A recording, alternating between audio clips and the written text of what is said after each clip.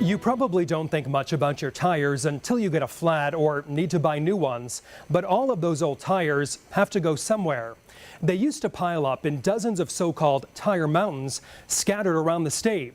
The state declared these stockpile sites cleaned up years ago, but now there are new questions about that cleanup, and the I-Team discovers millions of tires left behind.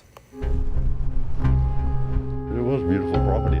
This is what Larry Baker now sees when he stands in his backyard in Noblesboro. It's just irritating to see tires strewn down through my woods. Baker lives right next to what was one of the biggest tire dumps in the state. Old pictures and archive video show it looked like this back in 1995 after a tire processing facility shut down. The primary issue with tire stockpile sites is the potential for fire, which can be catastrophic. A year after the site was abandoned, the state decided to clean it up. I think it was very frustrating for everyone. Paula Clark with the Department of Environmental Protection designed the scrap tire abatement program back in the mid-90s. The very large tire stockpiles were growing in size, and we really didn't have an effective means of dealing with that. According to this final DEP report, by 1998, the state declared this site completely remediated, with 1.4 million tires removed.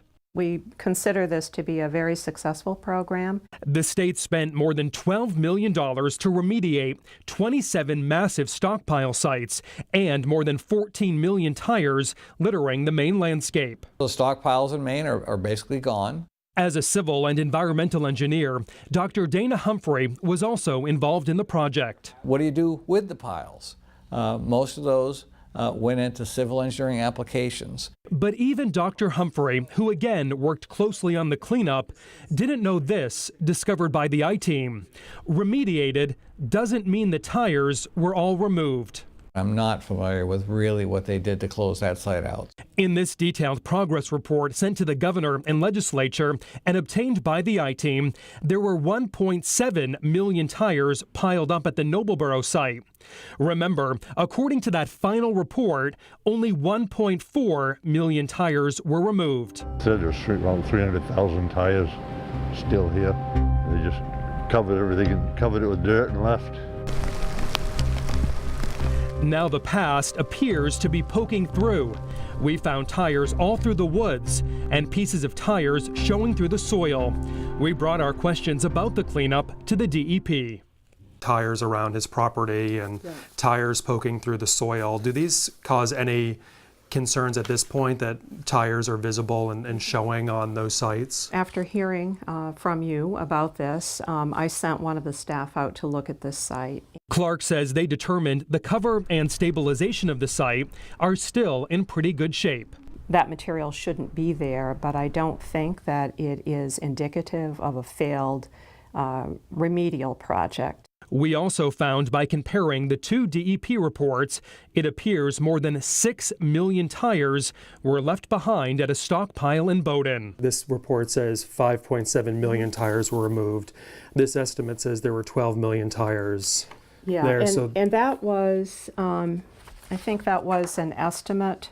Clark says in some cases, those estimates were adjusted, and it's impossible to know for sure exactly how many tires were left behind at the stockpile sites. Why not remove all of them? I think in all cases, it was in situations where there were a significant number of tires that were buried, or at least partially buried. Very dirty tires are difficult or impossible to process. Clark says as long as most of the tires stay buried, there's no environmental threat.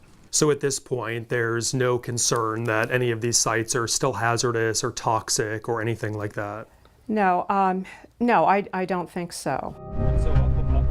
Still, people who live near these old sites, like Larry Baker, would like all the tires you can see, and the ones you can't, hauled away. It's quite discouraging. They assumed it was cleaned up, but again, it doesn't affect them. I don't think they really care.